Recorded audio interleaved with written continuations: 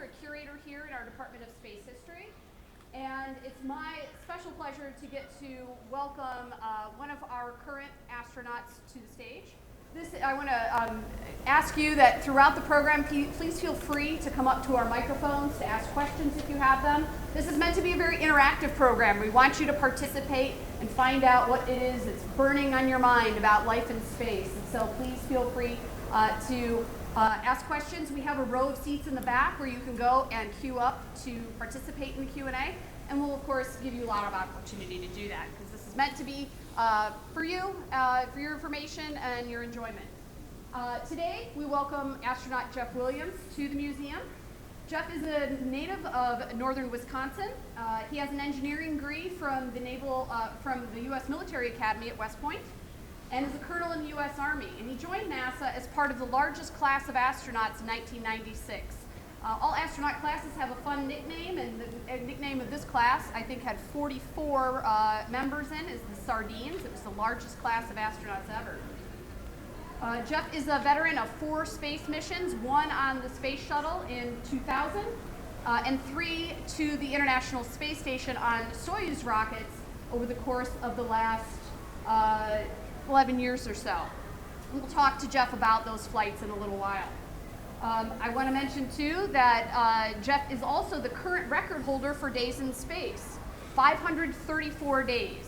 That's about a year and a half's worth of time circuiting the Earth, and so quite an interesting record to hold.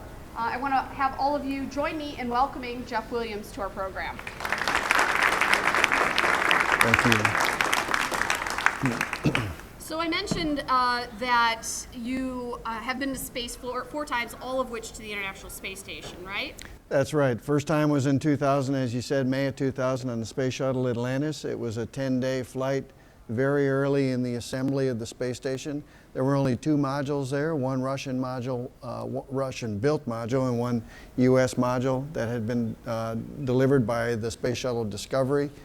It was before Expedition 1 arrived at the space station, before we had autonomous life support on the space station, so very early in the assembly. After that, I began training for what we call expeditions or expeditionary crews to the space station, which especially in the earlier days meant that we spent about half our time in Russia training. And I prepared for almost 4 years for the second flight, which was on Expedition 13, in 2006, when the space station was about halfway assembled. It was also during the time that the space shuttle was grounded due to the Columbia accident, as we addressed the issues that caused the loss of that crew and the loss of the vehicle. And of course, it was a time when we were no longer, when we were not continuing with the assembly of the space station. So it was a very critical part of the history of the space station when it was about, as I said, halfway assembled. Yeah. So to imagine over the course of it's about 16, 17 years now, you've seen the space station change quite a bit. Obviously, it's grown a lot bigger. What kinds of things about astronaut life or work on the space station have changed? You saw it at the very beginning. You've seen it very recently. You just returned in September from the space station. So how has what you do up in space changed? Well, the early years, of course, were focused on the assembly of the space station. And when, of course, we went through those years when the space shuttle was grounded. And in that time, while we fixed that problem, we were maintaining the space station and still doing science and research. Started doing science and research early on in the program. But the primary purpose, of course, was assembly. The assembly was finished in 2011, essentially. I had a visit there in 09 and 10, and it was right at the end of, towards the end of the assembly when we were putting up the last major components. There was another component added shortly after that. After that, though, we transitioned into what we call the utilization phase of the space station, where it's a full up, it's very big, it's a laboratory, and we're doing the science and research and technology development that will support lots of disciplines of science as well as future exploration of space. Well, I think a lot of the people in our audience probably think space is obviously a really exciting place to be, but I would imagine being on the space station is not exactly easy all the time either. So what things are tell our audience a little bit about what things are more difficult because you're in space. Well, one, you're isolated off the planet and isolated somewhat, although right now we're a crew of 6, and I've been on crews of 2, 3, 5, and 6, different sizes, but the crew of 6 is the current size. So we have plenty of company on board, and we have good connectivity with the ground, friends and family on the ground, but still we're isolated up there. In 6 months is a long time, as you can imagine. But it's a very busy place. People ask if I get bored up there, and boredom is not in the vocabulary that describes it. We're very, very busy. It's a very aggressive work schedule.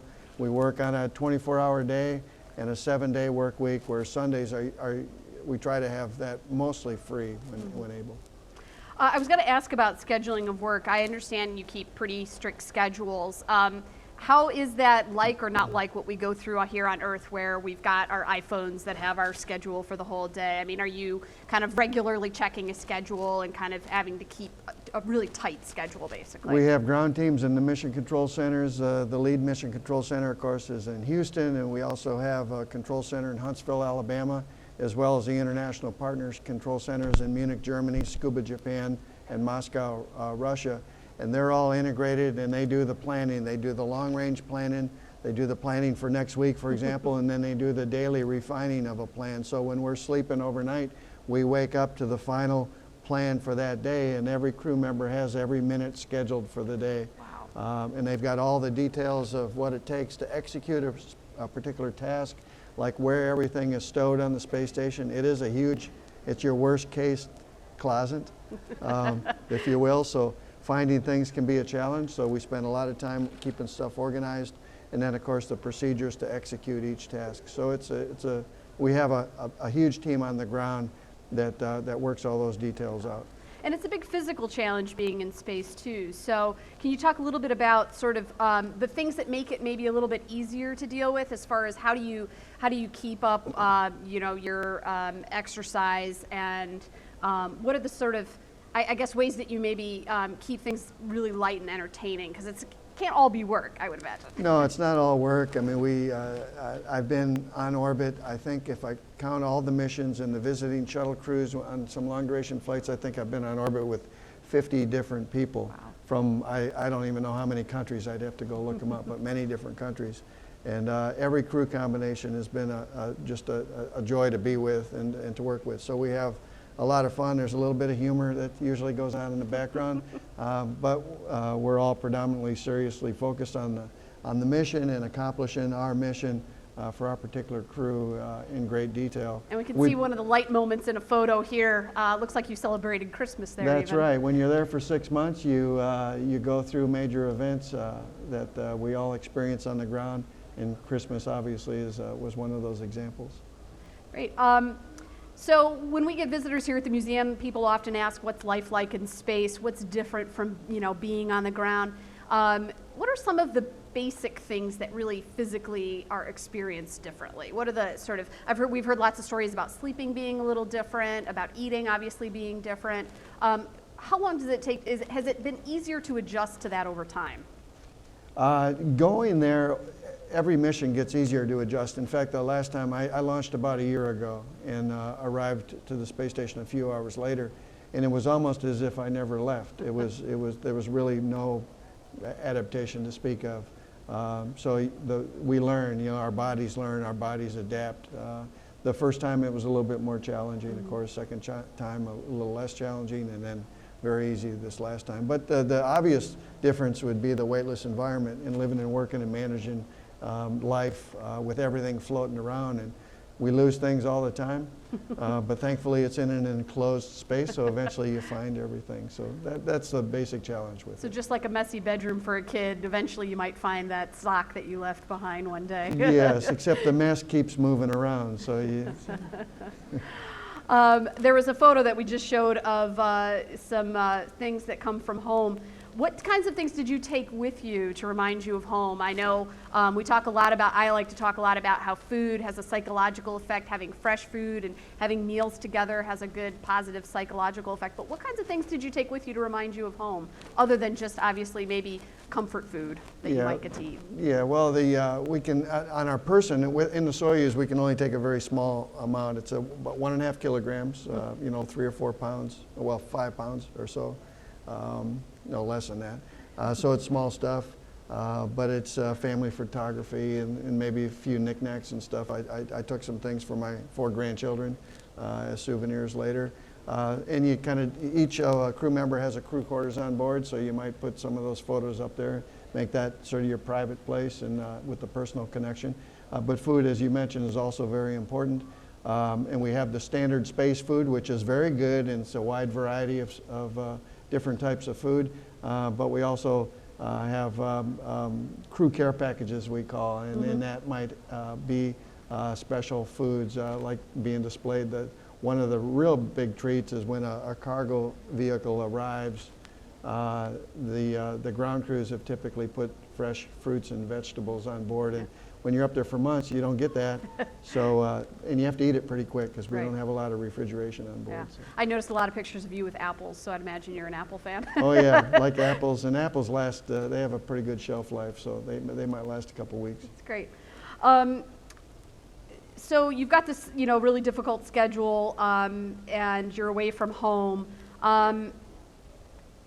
What are the kinds of things that that you as a crew or you as a sort of just on your own have done to kind of stay connected with the ground? Not only sort of having that memorabilia, but those things from home as touchstones. What ways are you able to interact with the ground basically, or your families? NASA and the International Partnership has done a great job to keep us connected with the family and to support the family also while we're away. Obviously, we're not there to deal with the things that we all have to deal with. So, and part of that support is being able to communicate, of course. So, for example, I think my wife and I talked every day, at least twice a day. I'd call her after I knew she was awake, and then I'd call her again before our sleep time, and we work on Greenwich Mean Time, so you got that 5 or 6 hour time change.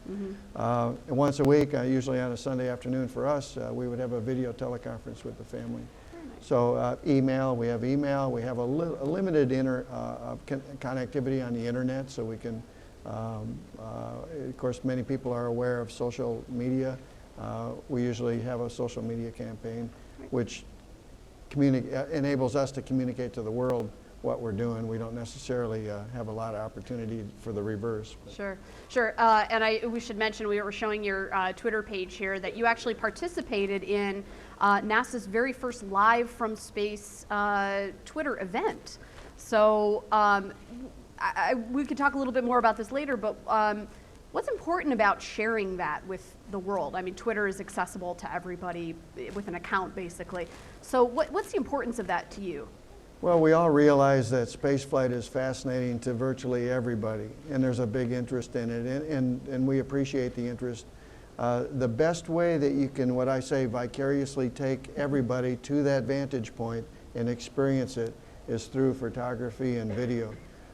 So my passion very early on, even in my first flight, came to trying to capture as much as I could, especially visual imagery, to again, as I say, bring the folks on the ground to that vantage point and be able to view it, especially the viewing the Earth from there. You never get tired of that. I would imagine not.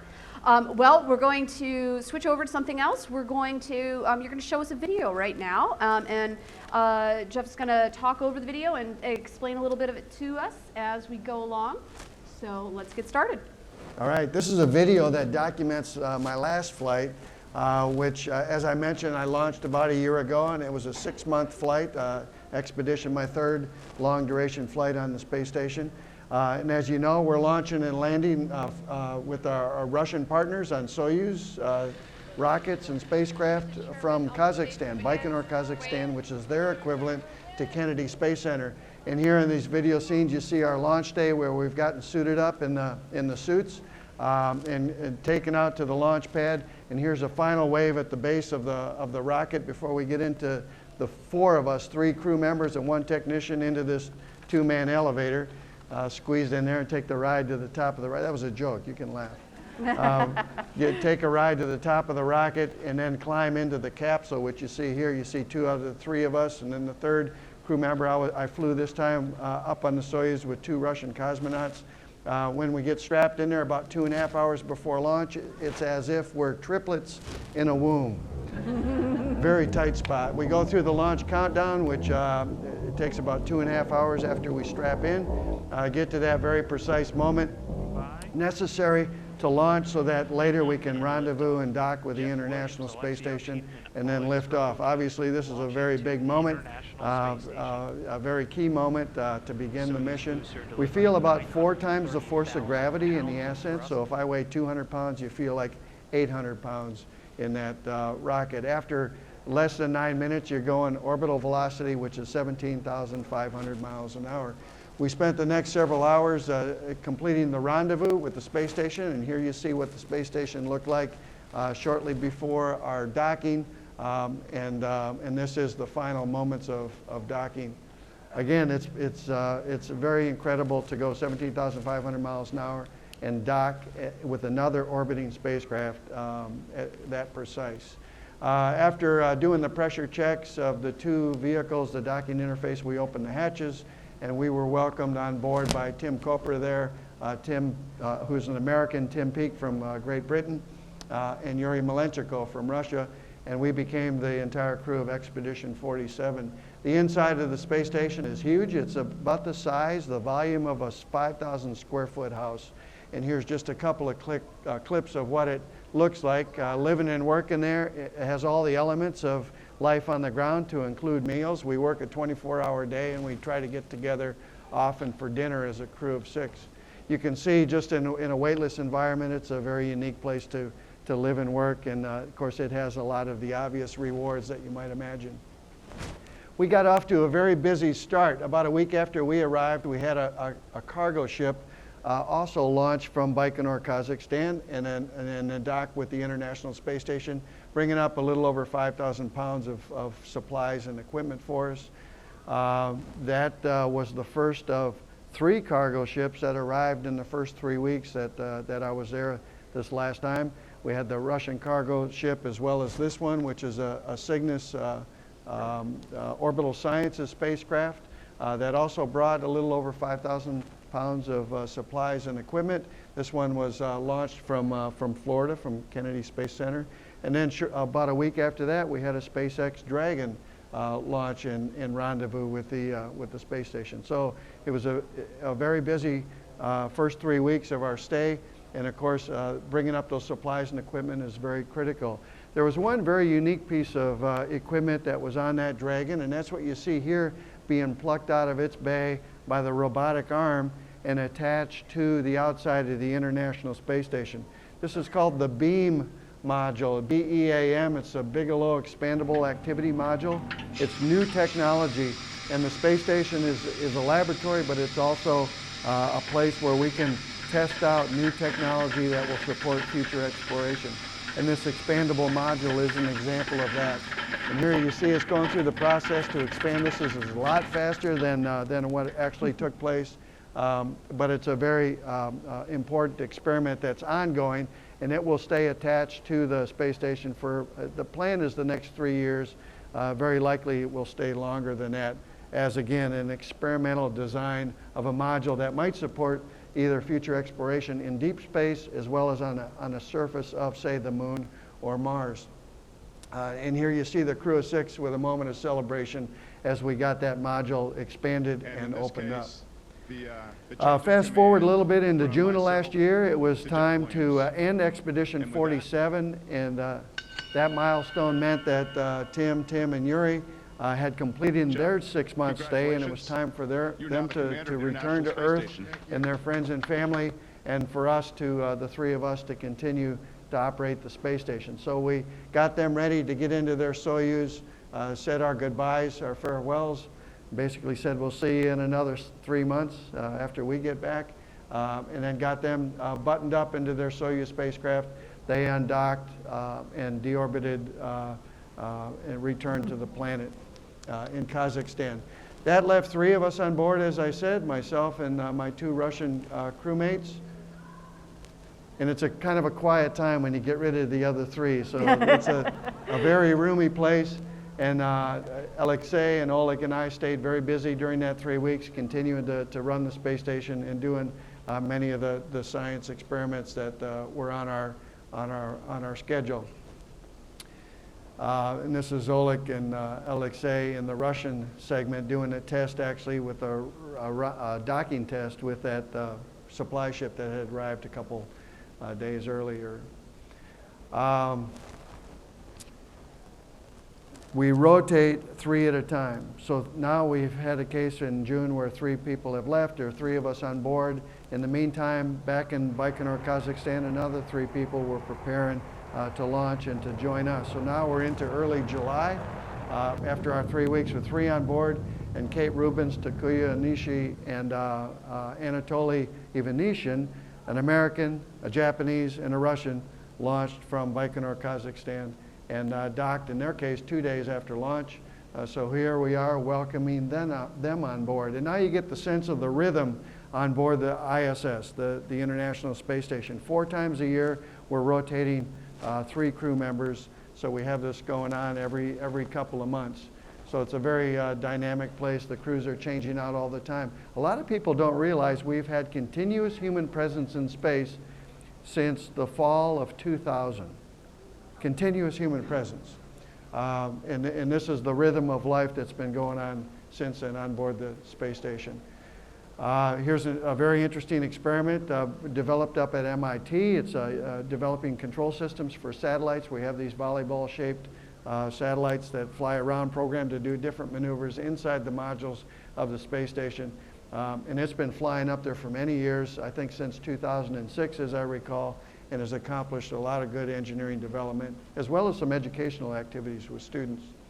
Kate Rubins is a scientist by background, so she was involved in some new science for the first time on board. We had live heart cells, and that's what you see there in that short video clip. At the cellular level, human heart cells actually beat, and they communicate to each other, so they beat in unison, and I found that to be just fascinating. Kate also was able to, for the first time, sequence DNA in space. So that's a new capability that we just developed last year, got on board the space station, and that has a lot of promise for the future with all the research that goes on in genetics and DNA research.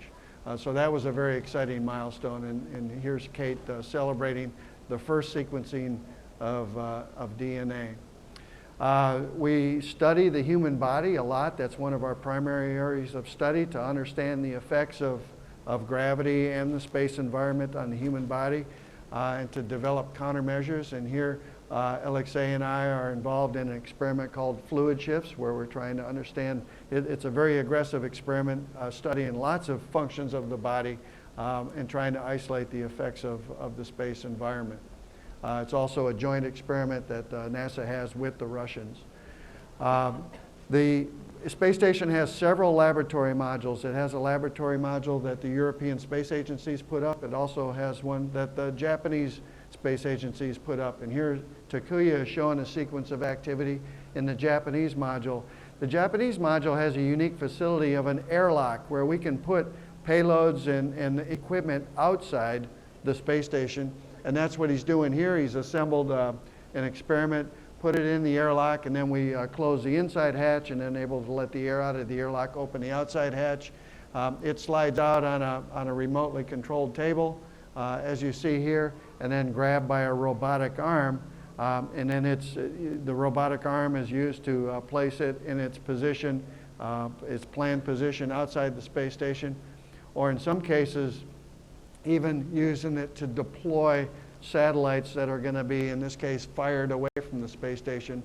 Other experiments that have a variety of different science in them, some of them basic science research, some of them educational activities that student programs have put together, gotten their small satellites on board the space station, and we deploy them from the space station, as you see here. So that's just some examples of of some of the science and research that's taken place on board.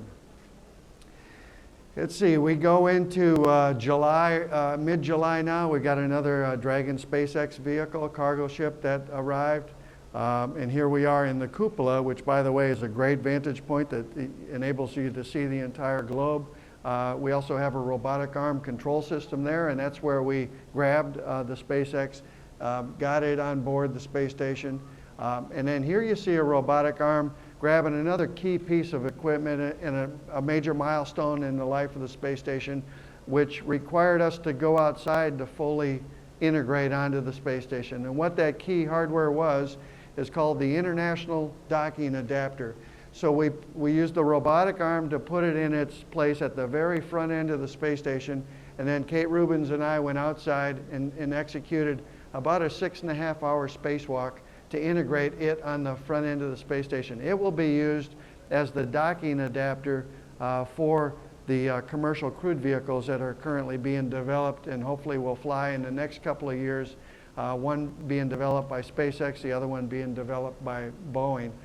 Doing a spacewalk is physically the hardest thing we do up there, working in these suits and having to have yourself tethered 100% of the time on a safety tether, and all of the tools and equipment that we use to work out also has to be tethered 100% of the time because you would lose things otherwise.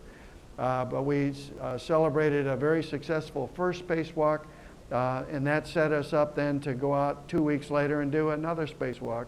And this one had the primary objective of retracting a thermal radiator that had been deployed for several years, this accordion-shaped thing deployed out of the back of the truss segment.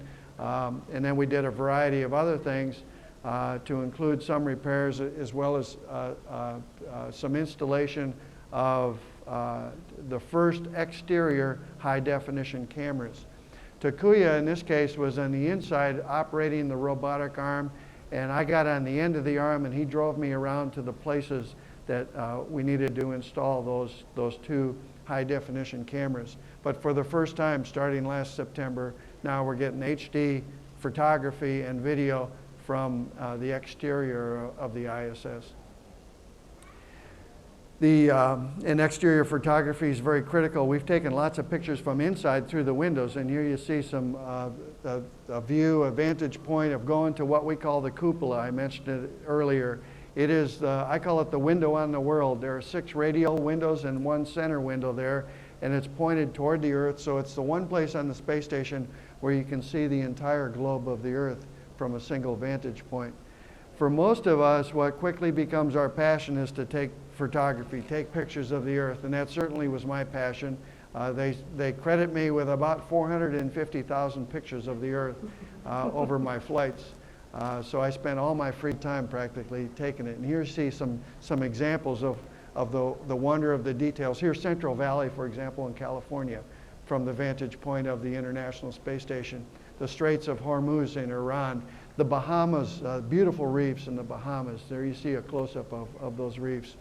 If you've been there, you know they're beautiful. They're also beautiful from orbit. Here, ice flows off the coast of Canada in the Atlantic Ocean.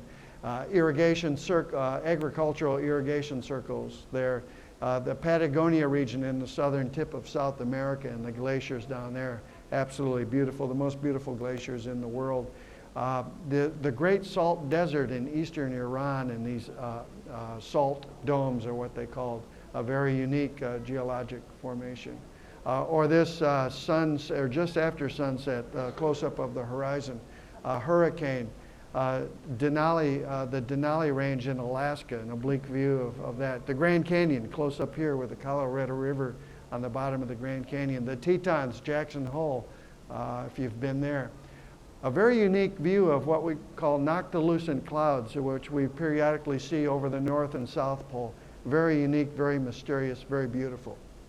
Those are just some examples of what you can see from that vantage point. And of course, there's an endless assortment available on the internet. And I relinquish the command to Anatoly. At the NASA website. That takes us to the point, early September. It was the end of our stay on board. So again, another change of command. So I handed over command to Anatoly here, as you saw. Yeah. We really enjoyed the time we spent together as Expedition 48 on International Space Station. Obviously, from a crew point of view, that's a major milestone. We're getting to the end. We're getting ready to go home, return to the planet. So Alexei, Oleg, and I were very excited that day. Of course, we were saying goodbye to our friends, leaving them on board, and then getting prepared to get in the Soyuz spacecraft, strap into those seats again, back into that small descent module, and then get the spacecraft prepared to undock and return to Earth. The time from undocking to touching down on the ground is about 3 hours and 15 or 20 minutes. So it happens very fast. We undock here, and here you see the moment of separation from the space station. Separate from the space station. A couple hours later, do a deorbit burn over the southern tip of South America, and then re-enter the atmosphere, literally going through a fireball, and again feeling about 4 times the force of gravity for about 10 minutes. After we go through that phase, the parachute opens, which is a critical phase of the mission. Takes about 25 seconds for that sequence to complete, which is the longest 25 seconds of your life.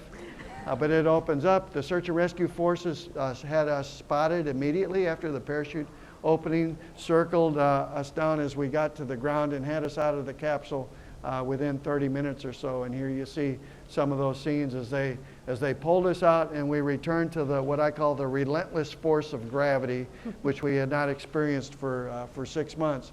Spent a little bit of time there getting our land legs back. Then took a helicopter ride back to an airfield of about 2.5 hours, where NASA had this airplane waiting with a crew. We had a couple of doctors and the flight crew, of course, for the airplane. And I was back landing in Houston 24 hours after landing in Kazakhstan. Wow. The day before. So greeted by, of course, my family and friends and coworkers. So that completed this final stay, this last stay of last year on this magnificent facility we call the International Space Station.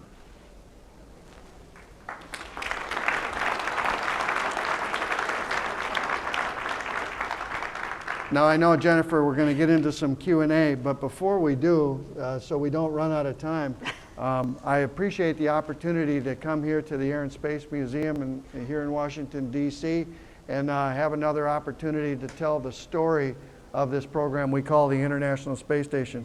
As a memento of my appreciation for the support that the Smithsonian and the Aerospace Museum gives to us, I would like to leave this montage for you, which has a few pictures from Expedition 47 and 48 to include the launch on that Soyuz rocket, a clip from or a frame from a GoPro video that we put in the Soyuz window on the approach to the space station.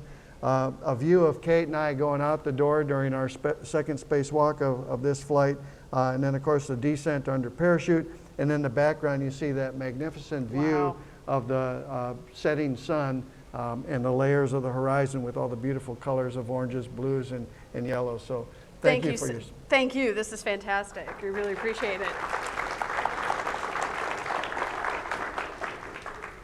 Well, let's do just that. Let's get to some questions. I'm sure a few of you in the audience must have a burning question on your mind for Jeff, so go ahead and step up. Mr. Williams, we see a lot of the scientific work that goes on at the space station, but I had a more philosophical, if you will, question. For those of us who have never been outside of the Earth's atmosphere, maybe you could describe your first time or just how it changes your perspective looking back on the Earth. That's a big question with a full answer, obviously. But it impacts everybody for obvious reasons going there. And I would say that in many different ways, but perhaps the biggest way, the broadest way, is viewing the planet that we call home of Earth and seeing the details of the Earth. And especially, it gives you a special appreciation for how the Earth is provisioned, if you will, all of the things necessary to support us, support our living on the planet, to include the atmosphere and the water cycle and the provision that comes out of the Earth itself. You know, I showed a picture there in the video of the agriculture. So you see that, you see mines up there, so and it reminds you that everything that we have, the buildings that we're in, the cars that we drive, things in our pocket, our smartphones or whatnot, come from the resources of the Earth and, of course, mankind's know-how and the development of technology. So that's, for me, that's probably, in a short answer, the most profound aspect of the experience, and growing an appreciation of all that. Thank you. Two questions. One, tell me about the quarantine. Is there a quarantine, I'm assuming, when you get back, and just the difference on what it feels like, you know, without gravity, and then how long does it take you the very first time when you got back on ground? I mean, I know it got better over time. Yeah, quarantine, we no longer have quarantine when we return, per se. That was executed in the Apollo program because we didn't know what the crews were going to be bringing back from the moon itself. We do get some kind of isolation. We need a little bit of time and a little bit of protection from the public, I guess, for a while as we rehabilitate ourselves, and we do go through a rehabilitation. We do have quarantine pre-flight, and that's very important. And it's generally for space shuttle crews, it was typically 10 days. Over in Kazakhstan, it ends up being about 12 days or so, and that's to ensure that we don't take any kind of bugs to space and infect the crew that's already up there. And thankfully, in my entire experience, we never had any colds or flus or that kind of thing, you know, virus or bacterial kinds of ailments, so the quarantine has worked. Adaptation, there's an adaptation going there that I would say maybe roughly half the population goes through a period of illness, you might say related to motion sickness, but everybody gets over that within a couple of days. Thankfully, I didn't suffer that, but probably the most significant adaptation is the return to gravity. Think about it, our vestibular system relies on gravity, so that drives our sense of balance. So when you first get back, your brain takes a while to reintegrate the inner ear and the vestibular system in the sense of balance. So you have no sense of balance outside your visual cues when you first get back. That improves very rapidly in the first few hours even, and certainly the first couple of days. But I experienced what I call a vestibular awareness for about a week or 10 days each flight after landing. The second area that you have to rehabilitate yourself or recondition yourself has to do with your muscles. Even though we exercise every day up there with both aerobic, running on a treadmill or a cycle, and the equivalent of weightlifting using a resistive exercise device, we still have muscles that we can't isolate up there. And that can take about 6 weeks to get over the soreness and get back into feeling, 95% back recovered. The third area that we recover from is bone loss. Bone loss is suffered because our bones need loading and exercise too. And if you're in a weightless environment, the density of the calcium in our bones will diminish over time. Exercise does a very good job of countering that, and we've become more effective in our exercise protocols on board, so that this last flight, whereas previously I did suffer, I would say, in-family measurable bone loss, this last flight, so far the data shows that I didn't suffer, it was negligible anyway. We still have some more data that is being collected and will be researched, but those are the areas of recovery. Great questions. This other one's really quick. How does someone vote from space? How does someone vote for president? Vote? Well, contact your representative and express your view. Thank you. Okay, I wanted to know, what kind of training do you go through to be able to go into space? Training that's a very good question. Training is very broad in scope. There are many subjects. The obvious things are we train how to operate the space station. We train how to operate, in the old days, the space shuttle or the Russian Soyuz. We train how to do spacewalks. We train how to run the robotic arms. Some of in all the experiments that I talked about, some of the things that are maybe not so obvious is in our homes. If something goes wrong in our home, the refrigerator breaks or or whatnot, we call the repairman. The AC goes out, we call the repairman, the electrician, the plumber or whatnot. We can't do that up there, so we get trained in all those areas as well. We have to be able to repair anything that breaks, and we're prepared to do that. We have to be prepared for emergencies up there. We can call the fire department, call 911 here on the ground. We have to be prepared to respond to that, and obviously we have our own category of emergencies up there, like a depressurization, which would be very bad to deal with. Another area, if you get sick or you get injured, you can go to the doctor. We can't do that, so many of us train, not everybody on the crew, but the majority of us do medical training. So we go through the equivalent of an EMT training, and we also spend time in trauma centers and operating rooms, so for hands-on. So you never know. You go to the emergency room, you might be treated by an astronaut, at least in Houston one day, and not even know it. So those are just some examples. Probably people ask me, what is the hardest training I've gone through? And none of those items by themselves is difficult, but the scope of the training over many years is the biggest challenge, because the scope is very large. But if you were to ask me what is the single hardest thing that's been for me, it would be the Russian language.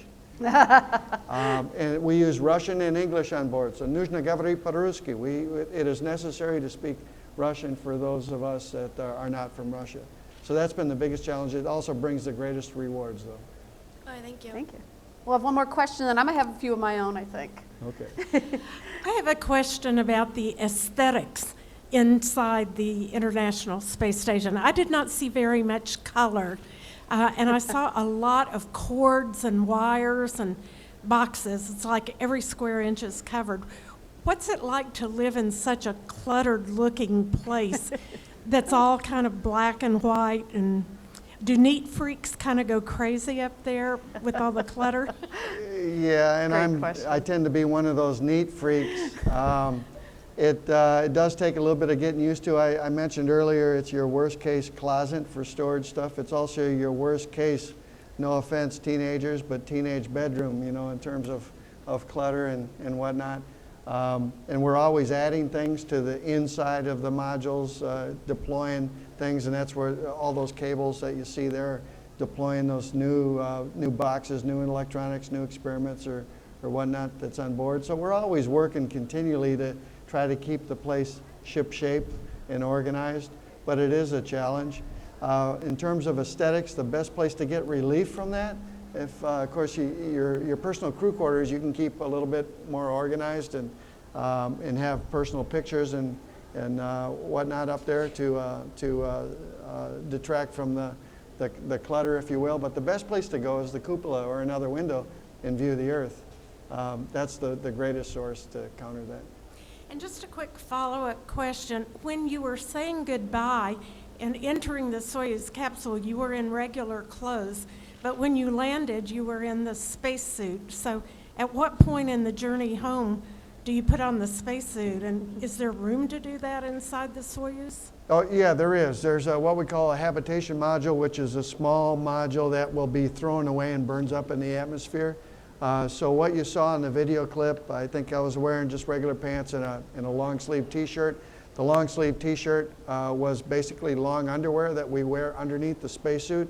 And I also had long bottoms on under the pants. When we got into the Soyuz, closed the hatch, I took the pants off and stowed them in the corner, and they were going to get thrown away, and then our spacesuits were stowed inside that habitation module. So the first thing that we were doing after we did the wave on the camera and said goodbye to the crew is close the hatch and then get into those spacesuits. And that's a process that takes 20 or 30 minutes or so. And after we're strapped up in the spacesuits, and by the way, there's an example of one right over here on the display of a Sokol spacesuit. Then we get strapped into the seats and we're on our way. Well, I'm going to ask a question that some of our young people might want to, or might be thinking about right now. And typically we ask this at the beginning, but I'm going to ask it at the end. What inspired you to become an astronaut? And particularly, what would you say to people who are interested in working in the space program, but maybe being an astronaut isn't their thing? Yeah, there are many things I think I could claim to be part of the inspiration along the way. Certainly my father was an inspiration. He was a school teacher and a guidance counselor during the years I went through high school. So as fathers and parents typically do, you know, he was a great influence on me, and I would say a great positive influence. There was a 6th grade science teacher by the name of Don Johnson who was a particular inspiration for me and fostered an early interest in science and things related to science. When I graduated high school, I went off to the military academy at West Point, was introduced to Army aviation, and became immediately interested in becoming a pilot. During my time there, I read the book called The Right Stuff, which chronicles the early test pilots and astronauts. And that, again, strengthened my interest and passion to not only become a pilot, but an experimental test pilot and eventually an astronaut. And then opportunities opened their way over the years in my career in the Army. Are there particular, I know a lot of kids will ask, are there particular subjects in school that one might study, or what's the sort of path maybe now, if you're not interested in being a pilot, what might be a path that kids might take towards working in space? If you're interested in working in space, obviously math and science and later engineering types topic those are what you want to focus on. But you want to do that if that's where your interests are. You know, everybody has different interests, different callings in life, different passions that they develop, and you want to pursue your passions, and then of course work hard along the way. That's not to say the other subjects aren't important. They're very important. You know, the languages, the English, the humanities are very important. It's very important to be able to communicate no matter what we do, and we do that through those languages. A lot of folks think that the opportunities in space might be limited to astronauts because we're the most publicly visible. But there's a huge team of people out there that make spaceflight possible. Yeah. So there's lots of opportunities in NASA and related aerospace companies and organizations for engineers and scientists and technicians of all different fields and backgrounds. So great opportunities. I also would say that particularly with NASA, it is the best work environment I've ever experienced or been exposed to, in that everybody is there because they want to be part of the team and they believe in the mission. And you can see, I think perhaps you get excited just hearing this briefing and seeing the video and the photography. Imagine working in the business. There's a natural excitement that everybody has and really maintains over, in many cases, decades throughout their career. Okay. We have more audience questions, I think.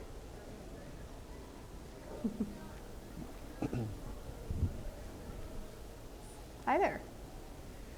Hi. I was wondering, like, if you spilled something, such as water, how would you clean it up or, like, put it back in the bottle of some sort? We spill things often up there.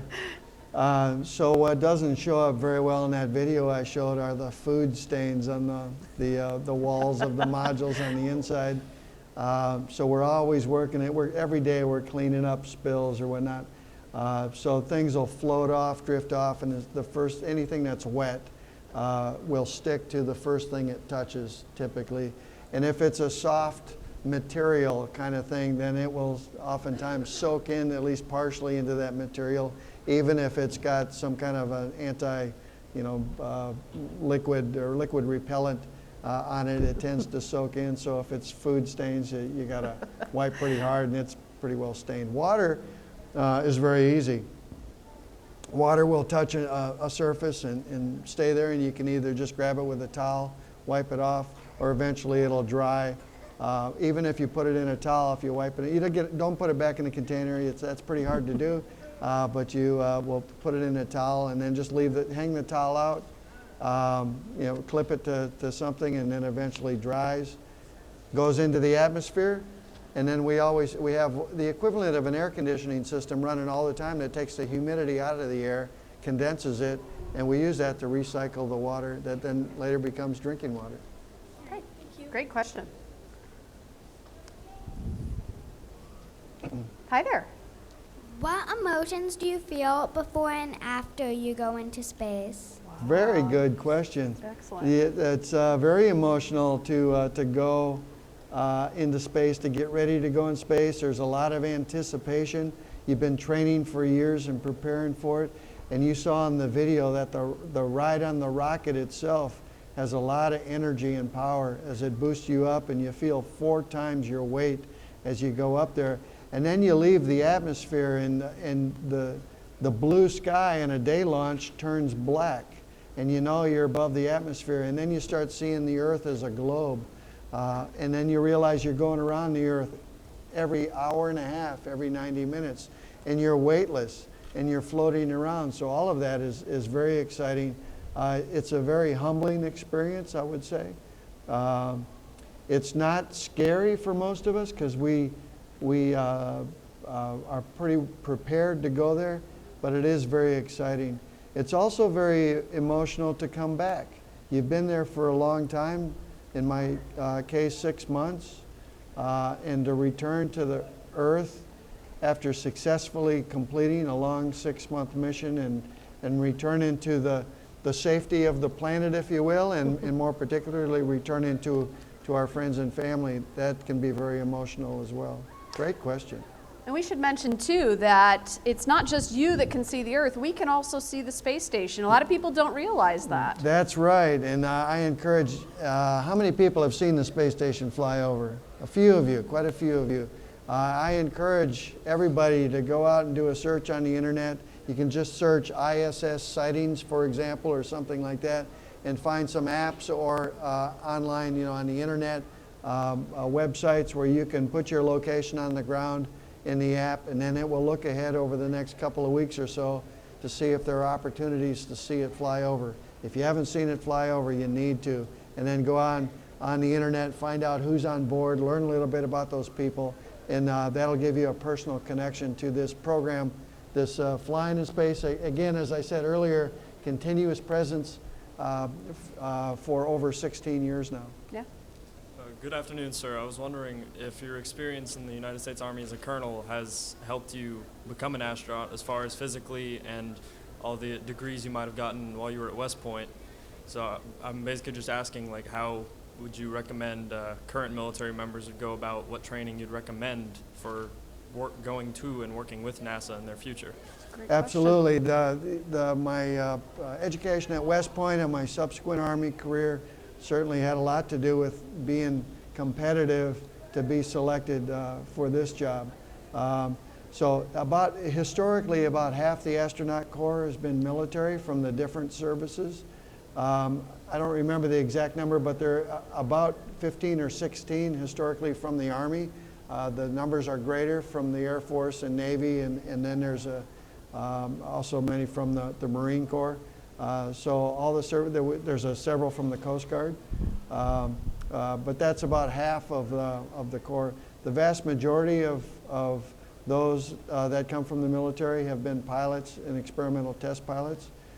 So historically, that has made one at least competitive to be considered for the job. Education-wise, even though a bachelor's degree is the minimum requirement to be competitive, really need a master's degree in engineering or hard science. In more recent years, because the focus is on long duration flight on the space station itself, the military test pilot precedent has diminished a little bit. So if, for example, I'll speak for the Army, we've had some folks recently that have been selected that come from backgrounds such as special ops or even military medical, a medical doctor who, by the way, also had experience in the special ops world. So those kinds of experiences and environments demonstrate one's potential to work in an extreme environment that's physically challenging, mentally challenging, And sometimes you have to endure long durations, right, in those kinds of businesses, especially in the combat experience that people are getting nowadays. Thank you, sir. And I think we have time for 2 more quick questions from our younger audience members. Tell me about the asteroid redirect mission. Oh, good Well, that's question. a complex one for the 2 minutes we have left. Yes, that's a big one. That's a mission to redirect the asteroid has been studied. It hasn't been developed very much, but it's been studied to try to put together the architecture for how that mission might be accomplished.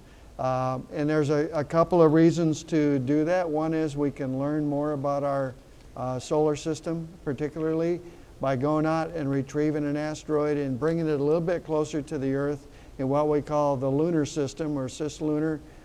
So it's close to the Earth, close to the Moon. It makes it accessible to be an object to study. And of course, then there's always the remote possibility, although finite possibility, of an asteroid being on a trajectory that would impact the Earth. And of course, we've seen some of the fictional movies, if you will, that have that as the plot, where you go out and redirect the asteroid.